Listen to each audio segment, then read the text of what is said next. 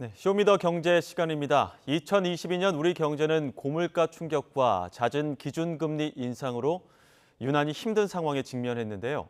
올 한 해 경제 이슈 되짚어보고 새 경제 상황도 전망해 보겠습니다. 정철진 경제평론가 함께합니다. 어서 오십시오. 네, 안녕하십니까. 올해 경제 관련 뉴스 전하면서 가장 많이 이야기했던 게 기준금리 인상, 네. 빅스텝이다, 자이언트 스텝이다 얘기를 굉장히 많이 했었는데 네, 글로벌 긴축 기조 1년간 어떻게 보셨습니까? 그렇습니다. 뭐 금리 인상의 한 해 이렇게 예. 표현해도 과언이 아닐 텐데요. 그런데 정말 놀라운 것은 우리가 예. 1월로 타임머신을 타고 돌아갔을 때 당시의 기준금리를 보면 지금과는 완전히 다른 면모입니다. 예. 미국 같은 경우에는 1월만 해도 제로금리 0에서 0.25대였었고요. 우리나라 같은 경우에도 1%대였습니다. 자, 이것이 이제 굉장히 강력한 가속도가 붙은 금리 인상이 나왔던 건데요. 예. 미국은 0.75%포인트를 올리는 자이언트 스텝이라고 부르죠. 이걸 4번 연속 단행하는. 하고 우리나라 같은 경우에는 빅 스텝 0.5%포인트를 인상한다는 건데요. 한국은행 역사상 없었습니다. 그러니까 빅컷 그렇게 인하는 있었지만 예. 인상은 없었는데 무려 이 빅 스텝을 2번이나 밟는 이런 뭐 한 해 기준금리의 인상의 한 해였다라고 볼 수 있는데 예. 왜 그랬을까요? 예. 이유는 아주 명확합니다. 예. 그만큼 물가 상승, 인플레이션이 극심했던 한 해였다라고 볼 수가 있겠고 예. 올여름을 돌아가면 미국은 소비자 물가 상승률이 9%대, 우리나라는 6%대. 뭐 그야말로 20년 만에 미국은 이제 1980년대 이후 찾아오는 그런 인플레이션 이것을 보고 중앙은행은 이제 기준금리의 인상으로 맞섰던 그런 한 해였다라고 볼 수 있겠습니다. 네, 유례를 찾을 수 없는 기준금리 인상. 왜 그랬을까? 원인은 물가인데 네.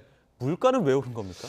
크게 한 4가지 정도의 요인이 있습니다. 예. 기본적으로는 돈이 많이 풀렸다라고 볼 수가 있어요. 크게 보면 2008년 말 세계 금융위기 이후에 양적 완화를 통해서 중앙은행이 계속 돈을 공급했고요. 예. 자, 그리고 여기에 2020년 터진 코로나19에 이제 재정을 쏟아붓습니다. 그러니까 시중에 어마어마한 일단 돈이 풀려 있는 상황이죠. 예. 여기에 두 번째 요인은 글로벌 공급망 파괴 이런 거 많이 들어봤을 겁니다. 예. 코로나19 때 다 완전히 셧다운이 돼버렸잖아요. 예. 이게 풀리는 와중에서 공장도 제대로 안 돌아가고 인력도 제때 투입 못하면서 계속해서 공급망이 안 돌아왔던 요인들. 예. 여기에 세 번째, 코로나19가 또 풀리면서 이제 리오프닝이라고 하죠. 사람들이 막혀 있다가 갑자기 나오면서 여기에 또 보복 소비가 나오면서 물가를 예. 또 올리게 됐고요.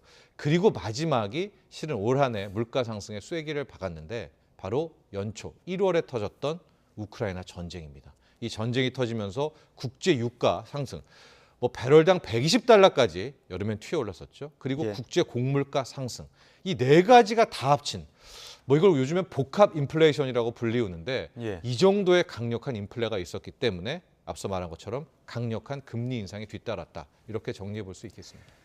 네, 이쯤에선 내년 상황이 궁금한데요. 뭐 물가 이제 정점을 찍었다, 상승세는 둔화하고 있다 이런 이야기 나오긴 하는데 내년에 어떻게 될까요?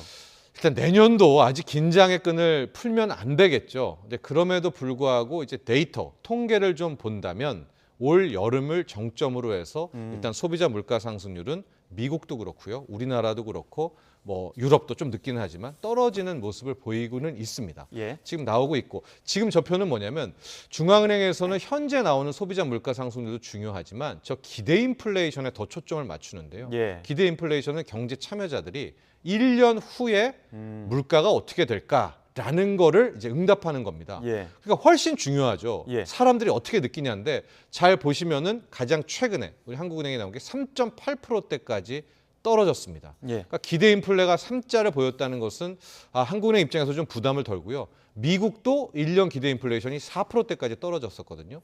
이런 모습을 좀 본다면 올 여름이 정점이 아니었을까. 게다가 국제유가도 120달러 가던 게 지금 80달러도 깨지는 이런 예. 모습이었기 때문에 한숨은 돌렸으나 예. 그래도 내년 한 해 인플레이션의 긴장을 확 풀기에는 아직은 좀 섣부른 측면도 있습니다. 한숨은 돌렸지만 그 힘든 과정을 버티고 버텼던 가계 부담은 어떨지 이 부분도 좀 궁금합니다. 지금 뭐 주택담보대출 갚는데 월소득 60% 절반 이상 쓴다는 보도도 나오고 있는데 네. 가계 부실 내년에 버틸 수 있을까요? 이건 결국 물가 그리고 예. 물가에 이어지는 한국은행의 뭐 대처 이것이 또 하나의 숙제로 남아 있는 모습입니다. 다만 일단 현재 상황만 놓고 봐도 거의 임계점에 다다랐다라고 볼 수가 있습니다. 우리 앵커도 방금 전했지만 지금 우리나라 주담대, 주택담보대출이 있는 차주의 평균 지금 DSR이 60%가 넘었습니다. 예. 100만 원을 벌면 60만 원은 원리금 갚는데 이제 쓴다라는 이 정도. 이게 왜 이렇게 됐겠습니까? 실은 2년 전, 3년 전엔 안 그렇겠죠. 예. 그러나 변동금리 차주가 많았기 때문에 대출금리가 뒤따라 오르면서 이런 상황이 나왔는데요. 좀 안타까운 것은 우리나라 같은 경우에는 아직 인플레이션이 확실하게 꺾였다라고 말하기가 조금 부담스러운 게 예. 우리는 관리 물가가 많이 요소가 커요. 이게 뭐냐? 올 한 해를 놓고 보면 올려야 될 전기료와 가스요금 물론 올렸습니다만 예. 올릴 만큼 못 올렸거든요. 근데 당장 추경호 경제부총리가 어제 상당폭 인상하겠다, 현실화하겠다는 이야기를 했기 때문에 이 공공요금 물가 인상이 아직 남아 있어요. 아마 이것 때문에 이창용 총재도 아직 금리 인상의 끝은 아니다. 이제 아는 거죠. 왜냐하면 이게 오르면 당연히 소비자 물가도 오를 테니까. 그래서 내년 1분기, 2분기까지는 물가 그리고 뒤따르는 금리 인상 여기에 가계부채 또 자영업자분들이 쥐고 있는 이 빚 부담 이런 것에 대한 위기 위험은 계속될 것 같습니다. 내년 1, 2분기까지는 조금 더 버텨야 되는 맞습니다. 그런 상황들이 이어질 것 같은데 네. 부동산 시장도 알아보겠습니다. 지금 부동산 시장 거래 절벽이 있다 보니까 이 부분에 대해서 정부도 경착륙 막겠다는 의지가 강한 것 같습니다. 각종 규제 완화책을 내놓고는 있는데 과연 내년 부동산 시장을 어떻게 전망하시죠? 부동산은 크게 한 3가지 정도 팩터, 요인들이 항상 작용합니다. 첫 번째가 규제, 예. 두 번째가 금리, 세 번째가 경기인데요. 네. 이제 규제에 대해서 조금 오해하시는 게 규제를 한다고 해서 집값이 잡히고 규제를 푼다고 해서 시장이 살아나고 우리나라는 그렇지가 않습니다. 예. 반대입니다. 집값이 올라가기 때문에 규제를 하는 거고요. 떨어지기 때문에 규제를 풀어주는 거거든요. 예. 그래서 최근에 다주택자에 대한 규제도 완화하고 이제 규제 지역도 푼다고 하고 하지만 예. 과거 사례에 보면 마지막 남은 규제를 다 풀 때까지 집값은 계속 떨어집니다. 그러니까 아직까지 집값 바닥을 우리가 섣부르게 논하기는 좀 힘들 거고요. 예. 금리는 언제 또 이게 굉장히 중요하냐. 시장 참여자들이 이제 더 이상 한국은행이 금리 안 올려. 이런 어떤 함의가 잡힐 때인데 예. 아직 우리가 금리 인상의 끝을 모르지 않습니까? 그쵸. 이거 역시도 집값에는 아직까지는 부정적인 요인이고요. 예. 세 번째가 경기입니다.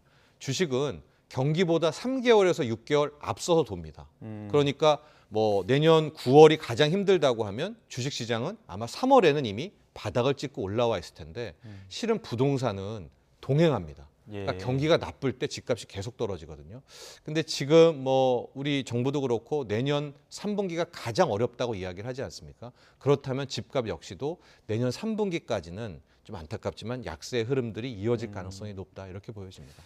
부동산 시장 약세도 원인이 될 수 있겠지만 이 빌라왕, 이 전세 사기 피해 속속 드러나면서 충격 주고 있는데 정부와 정치권 모두 대책을 내놓겠다 이야기는 하고 있는데 실효성 있는 대책이 나올까? 이 부분에 대한 의문도 들거든요. 그렇습니다.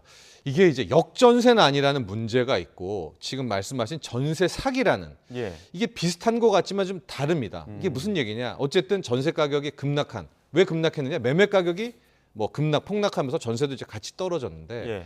역전세난이라는 것은 어떤 사기라든가 이런 거 없이 이제 집주인이 과거에 전세 가격을 10억, 9억씩 받았다가 이게 순간적으로 5억씩 떨어지니까 예. 내주지를 못해서 나오는 이제 문제. 그러면 세입자가 임의 경매라든가 이렇게 하는 이제 이런 판이 있고요.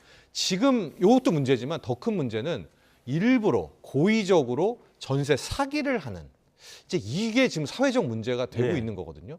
이거는 한 명이 400채, 500채, 1000채 이것은 그런 다음에 페이퍼 컴퍼니라든가 바지 사장이라든가 예. 이런 부분들이 있기 때문에 여기에서는 이제 당국이 상당히 많이 개입을 해도 된다라고 이렇게 보고 있는데 예. 이제 최근에 나왔던 부분들 이제 소위 말하는 집주인이라든가 부동산 소유주에 대한 국세 체납액을 이제 임대계약서를 맺었다면 이제 연납할 수 있다라는 건데 이 정도는 상당히 소극적인 해야 될 거를 했다라고 이제 바라보고 있고요.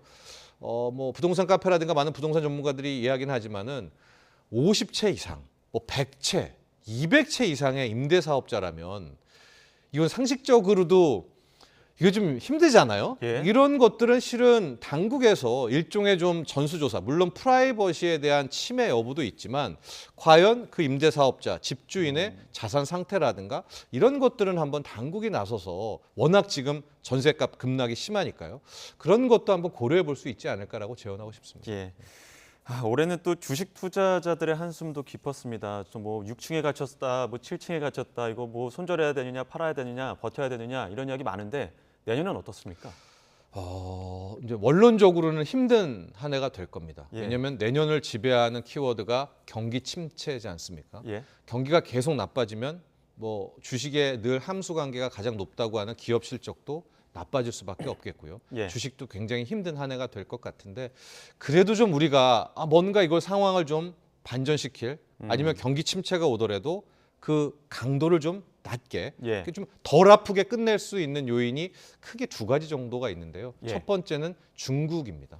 예. 중국의 경기 부양. 지금 코로나 풀고 막 힘들다 하지만 어쨌거나 중국이라는 경제 엔진이 코로나를 좀 슬기롭게 극복해서 돌아간다면 내년에 비빌 언덕은 거의 중국의 경기 부양. 그러니까 지금의 이 중국 코로나 상황이 우리에게도 굉장히 중요하겠죠. 거기가 예. 좀 돌아간다면 무역 적자라든가 이런 거에서 좀 숨통이 트일 수가 있겠고요. 지금까지 봉쇄로 이제 엔진이 돌지 않고 있었는데 그렇죠. 봉쇄를 풀면서 엔진이 다시 돌아갈 수 있는 가능성을 말씀하시는 거죠. 근데 그게 잘 돌아야 되는데 지금은 아직은 뉴스들이 조금 부작용이 삐걱대고는 있죠. 있지만 예. 이제 거기에 좀 한 줄기에 우리가 가능성을 보고 예. 수급 측면에서는 달러 약세입니다. 예. 올 한 해를 보면 달러 강세, 뭐 초강세, 킹달러, 갓달러. 그러니까 너도 나도 달러만 찾지 뭘 투자를 한다거나 아무것도 없는데 이제 이 달러 강세가 달러 약세로 돌기 시작할 경우에는 달러 유동성 공급이라는 또 하나의 수급적 측면이 있거든요. 그러니까 뭐 중국의 경기 부양, 달러 약세 여기에 한번 좀 작은아마 희망을 좀 걸어볼 수 있을 것 같습니다. 평론가님 그나마 조금 기대를 걸 만한 이야기를 해주셨는데 네. 또 조금 안타까운 이야기를 해야 될 게 정부가 내년 경제 성장률 전망치 1.6%로 제시했습니다. 네. 좀 수치도 말하기 어려울 정도인데 지금 1% 전망은 처음 아닙니까? 그렇죠. 이게 꽤 이례적인 게 예. 그 정부 이제 기획재정부가 발표하는 건데 항상 보면 나라 이 정부에서 발표하는 경제 성장률은 좀 희망을 최대치로 넣고 발표를 하거든요. 예. 그러니까 항상 발표 때 보면 민간 연구기관이라든가 심지어 한국은행보다도 잘 나오는 게 뭐 기본적인 방침인데요. 한국은행이 1.7%였었고요. KDI가 1.8%, 민간 연구기관 뭐 1.2%인데 기획재정부가 저기 경제성장률 보이시죠? 1.6%를 내놨습니다. 그러니까 우리 정부가 내년 경기를 가장 나쁘다고 보는